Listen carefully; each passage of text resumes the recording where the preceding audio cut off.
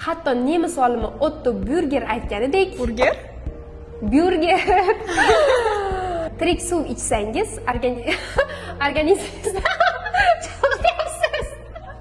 organizmingizda raqamli kletkalar bo'lmaydi. Biz har kuni o'z tanamizni ifloslaymiz. Ob-havodan va noto'g'ri ovqatlanishdan. Bu mana bunday ko'rinishda bo'ladi.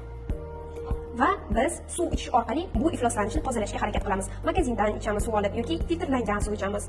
Uyda krandan suv ichamiz va mana ko'rib turganingizdek, bu hech qanday tozalanmayapti. Agar biz bu suvni tozalamoqchi bo'lsak, biz tirik suv ichishimiz kerak. Tirik suv qanday bo'ladi? Hozir men sizlarga ko'rsataman.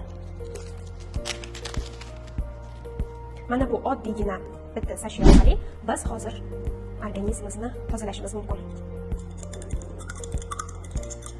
Va mana ko'rishingiz mumkin. Suv qanchalik toza bo'ldi. Bu bizning organizmimiz deb tasavvur